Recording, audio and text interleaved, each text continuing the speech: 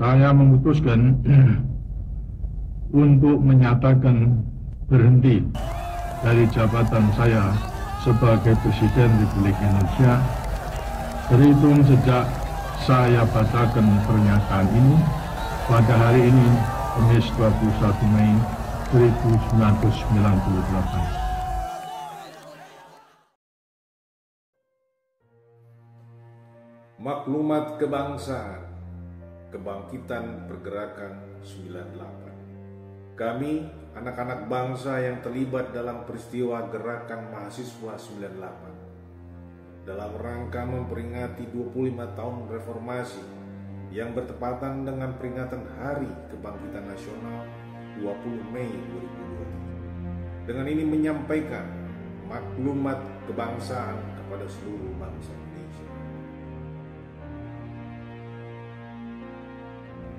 Kami aktivis Gerakan Mahasiswa 98 dengan ini menyatakan bahwa reformasi 98 telah gagal total karena sudah mengkhianati cita-cita reformasi.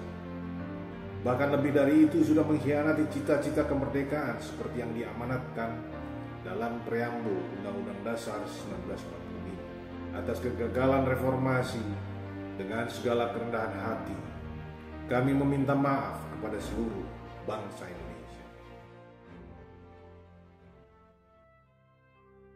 Demi penyelamatan bangsa yang sedang diambang kehancuran di tengah permainan proksi kepentingan asing, kami, aktivis Gerakan Mahasiswa 98, tidak akan lagi bergerak sebagai aktivis, namun akan melanjutkan terus gerak juang kami sebagai pejuang yang memperjuangkan terwujudnya cita-cita kemerdekaan sebagaimana yang diamanatkan dalam preambul Undang-Undang Dasar 45, berlandaskan Sumpah Pemuda 28 Oktober 1928. Kami pejuang kebangkitan pergerakan 98 berjuang agar terkait hal-hal mengenai penyelenggaraan kekuasaan negara dilakukan dengan cara seksama bagi sebesar-besarnya kemakmuran rakyat sebagai perwujudan dari upaya untuk melindungi segenap bangsa Indonesia dan seluruh tumpah darah Indonesia, dan untuk memajukan kesejahteraan umum,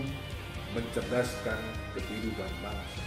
Dalam konteks tata pergaulan dunia, kami pejuang kebangkitan pergerakan 98 dalam rangka ikut serta melaksanakan ketertiban dunia yang berdasarkan kemerdekaan, perdamaian abadi, dan keadilan sosial, akan terus berjuang agar Indonesia bersetia menjalankan kesepakatan dasar sila hasil dari Konferensi Asia Afrika yang diselenggarakan di Bandung pada 18 hingga 24 April 1955. Pejuang kebangkitan pergerakan 98 juga telah menempatkan korupsi sebagai kejahatan kemanusiaan terhadap seluruh aspek peri kehidupan bertanah air, berbangsa dan bernegara yang harus ditumpas habis sampai ke akar-akarnya.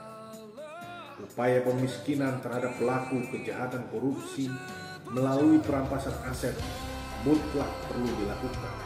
Tidak hanya akan memberikan efek jera kepada para koruptor, namun juga menjadikan negara Republik Indonesia sebagai Reichstag yang mampu memberikan rasa keadilan kepada seluruh warga bangsa. Pejuang kebangkitan pergerakan 98 juga terus berjuang menegakkan supremasi sipil. Hal-hal yang berpotensi menghadirkan kembali dwi-fungsi TNI dan dwi-fungsi Polri harus ditempatkan sebagai upaya jahat untuk mengembalikan rezim Orde Baru yang otoritarian dan despotis serta bersifat represif dan opresif, karena akan membunuh proses demokrasi, baik demokrasi politik maupun demokrasi ekonomi berdasarkan pasal 33 Undang-Undang Dasar 1945. Sebagai tindak lanjut, Pergerakan Kebangkitan 98 akan terus melakukan konsolidasi kebangsaan dengan seluruh elemen dan komponen masyarakat, meliputi seluruh sendi-sendi kehidupan bertanah air, berbangsa dan bernegara, baik secara multidimensional maupun interdisipliner guna terus mengingatkan akan adanya bahaya dan ancaman intervensi kepentingan asing yang berpotensi memunculkan konflik horizontal sehingga mengancam dan membahayakan kelangsungan negara republik. Untuk itu, pergerakan kebangkitan 98 akan terus membuka dialog dengan semua pihak untuk secara sinergis bersama-sama berjuang demi penyelamatan bangsa dalam bentuk karya-karya yang memberikan manfaat untuk sebesar-besar kemakmuran rakyat dengan tetap terus menjaga kelestarian alam dan kelangsungan ekosistem. Demikian maklumat kebangsaan ini kami sampaikan sebagai hasil dari proses evaluasi, introspeksi, retrospeksi, dan refleksi atas perjalanan 25 tahun reformasi dengan diilhami oleh semangat peringatan Kebangkitan Nasional 20 Mei 2020. Jakarta, 20 Mei 2020. Pejuang Kebangkitan Pergerakan 98. Merdeka!